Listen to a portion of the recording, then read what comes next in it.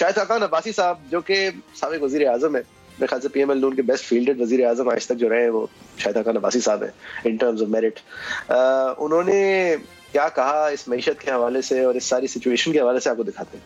मुल्क के इक़्तिसादी हालात बद से बदतर होते जा रहे हैं। हुक्मरान बेखबर और लापरवाह बैठे हैं। इदारों के सरबराह मुतज़ाद बयान देते हैं। पिछले नवंबर की निस्बत महंगाई में 11.5% इजाफा हुआ है। बुनियादी जरूरियात की चीजें हैं उसमें 18.1% का इजाफा हुआ है। इस हुकूमत के 3 साल में हर चीज की कीमत कम अज कम 100% बढ़ चुकी है। जो इदादो शुमार जारी किए उनको वापस ले लिया गया। हालांकि आज हकीकत यह है कि इस हुकूमत के इदादो शुमार में भी कोई इदारा एतमाद करने को तैयार नहीं है। कोई हुकूमती आदमी, कोई वज़ीर आज़म, किसी इदारे का सरबराह अवाम के सामने आने को तैयार नहीं है, बताने को तैयार नहीं है कि मुल्क में महंगाई क्यों हुई है। आज सिर्फ एक रास्ता है, वो रास्ता है मुल्क में फौरी और शिफाफ इंतखाबात। आज चेयरमैन नायब तो खामोश है, यहाँ के मुंह और कान बंद हैं, लेकिन एक दिन आएगा कि ये सब कुछ खुलेगा। इमरान खान की टेबल पर बैठे हुए उसके करप्ट वज़रा ने जो फैसले किए, आज उसकी कीमत पाकिस्तान के अवाम अदा कर रहे हैं। मैं हैरान हूँ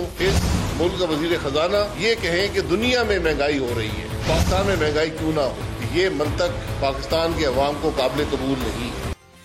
देखें, ये काफी जेंटलमैनली तनकीद है। अगर आप देखें जो आखिरी नुक्ता उन्होंने उठाया है, ये बताते हुए कि वो एक फॉरेन मिनिस्टर, एक फाइनेंस मिनिस्टर ये कह रहा हो जी पूरी दुनिया में महंगाई है, ये कितनी बेहिसी लगती है एक पाकिस्तानी को कि आप किस पोजीशन, किस पॉइंट ऑफ व्यू, किस फोकस से ये बात कर सकते हैं। आप पीटीआई के ट्विटर हैंडल तो नहीं है कि आप वीडियो दिखाएं एक औसतन मिनिमम वेज जहां पे 1 घंटे की उतनी हो जितनी हमारे यहाँ आधे महीने की तनख्वाह होती है, और वहां पे लोग अपनी महंगाई का रोना रो रहे हो और आप कहें कि देखें वो भी तो रो रहे हैं, और लोग जो है वो इससे किसी तरह अपने दिल पे मरहम रखें।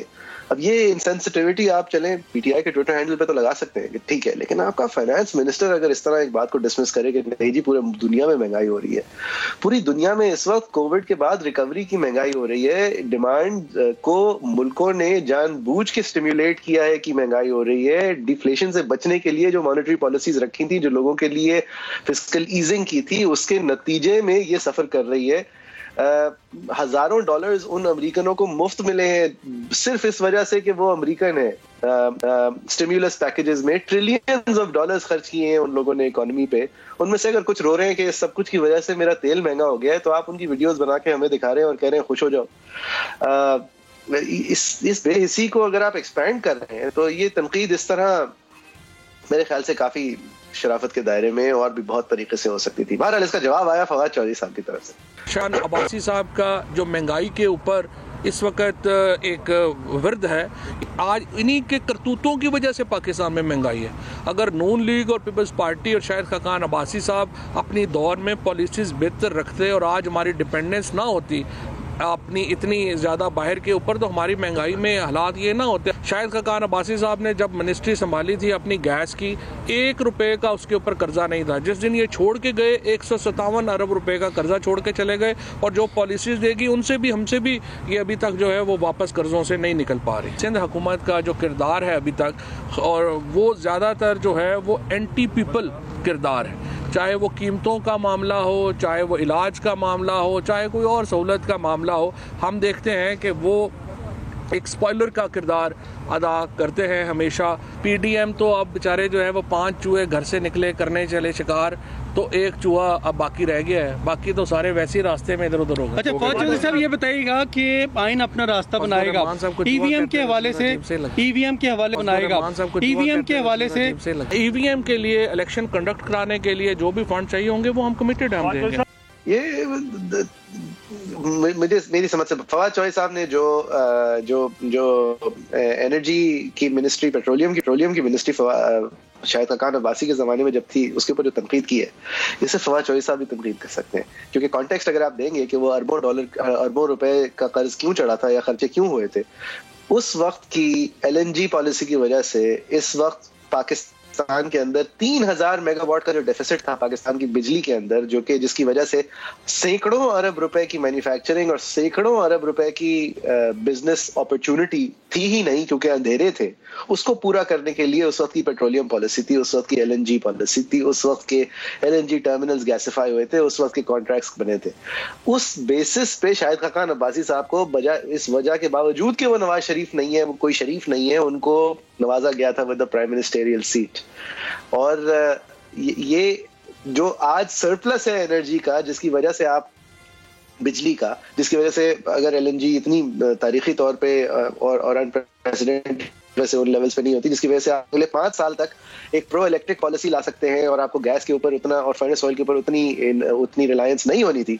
ये सब उस वक्त की पेट्रोलियम मिनिस्ट्री की प्लानिंग और उसकी पाइपिंग और उसके टर्मिनलाइजेशन की वजह से है। इसको अगर तनकीद आप कर सकते हैं और उसको अपने ऊपर आने वाले बोझ की वजह बता सकते हैं तो फिर तो हम कुछ भी कर सकते हैं।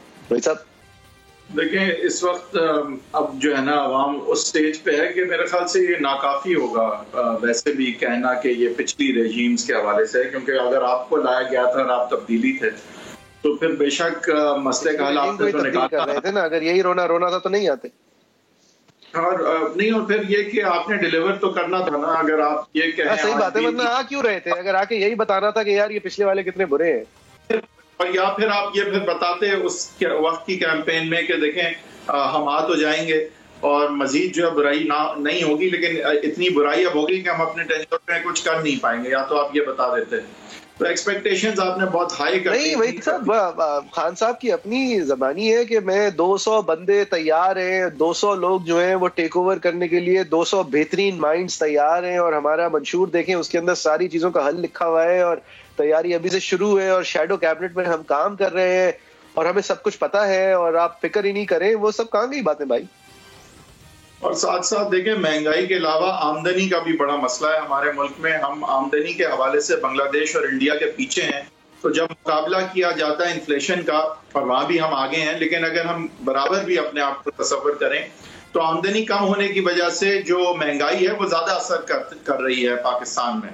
तो ओवरऑल पिक्चर में जो है वो इस वक्त जो असल बात है कि क्वालिटी ऑफ लाइफ जो है 30,000 रुपए जो पहले खरीदते थे वो 30,000 रुपए आज नहीं खरीद रहे, और सिग्निफिकेंट कमी आई है। 30-40% की कुछ कहेंगे कि कमी आई है।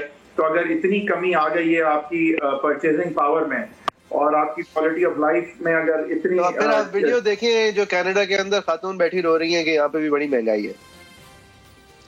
देखिए, महंगाई तो पूरी दुनिया में है, लेकिन जिस तरह से आपने भी कहा कि वहां पे महंगाई जो है वो ये कोविड के दौरान कोई ज्यादा चीजें बन नहीं रही थी, सप्लाई उस तरह से नहीं थी, और अब एकदम से डिमांड जब स्टिम्युलेट की गई है तो सप्लाई कीप अप नहीं कर रही है हर जगह, और लिहाजा महंगाई जो है वो हर जगह है तो जरूर नहीं। भाई साहब, बेसिक बात तो ये भी है ना कि महंगाई का मतलब ये नहीं है कि लोगों की सेहत पे असर पड़ रहा है बराह रास्त, लोगों की बच्चों की फूड सिक्योरिटी पे फर्क पड़ रहा है। मतलब इतना स्टार्क असर नहीं है ना महंगाई का। महंगाई का असर ये है कि आप सिनेमा नहीं जा रहे, जो वर्किंग क्लासेस हैं उनके ऊपर महंगाई का ये असर ही नहीं है। आप कह रहे हैं कि गुची और एलवी अगर महंगा हो गया है तो वहां पे जो है वो आम अशिया और यूटिलिटीज जो है उसकी वजह से लोग जो है वो मारे नहीं जा रहे। लेकिन नहीं, जो लोग यूटिलिटीज, देखिए मैं उनके उम्रा की बात नहीं कर रहा, लेकिन जो उनकी वर्किंग क्लासेस भी हैं उनकी एंटरटेनमेंट एक्सपेंडिचर पे असर आ रहा है, या फिर अगर उनके day to day buying and budgeting पे भी असर आ रहा है, तो उसका असर इतना स्टार्क नहीं है कि आप दवाइयां नहीं खरीद पा रहे या आपके बच्चों की फूड बैलेंस खत्म हो गया है। मतलब इस तरह की सिचुएशन नहीं है जो कराची, पाकिस्तान, पूरे पाकिस्तान में हो रहा है। यहाँ पे हम चीज देखी है कि खान साहब जो है वो अर्बन लोअर मिडिल क्लास और मिडिल क्लास के बलबूते पे अर्बन मैनिफेस्टो पे लार्जली जो है वो, और अर्बन इश्यूज पे लार्जली जो है वो पावर में आए थे, और फिर बाकी उन्हें रूरल एरियाज में इलेक्टेबल्स वो मिल गए थे कि ये पूरी कहानी उनकी जो है वो बन सकी। जबकि उनकी पॉलिसीज जो हमने देखा है, और उस वक्त there was a category of what you will refer to as more modern people or more liberal people जो खान साहब को सपोर्ट भी उस वक्त कर रहे थे। लेकिन खान साहब की पॉलिसीज में उन्होंने ज्यादा रूरल एरियाज को तवज्जो देते नजर आए हैं, और अर्बन मिडिल क्लासेस का तो महंगाई से बुरा हाल हो गया है।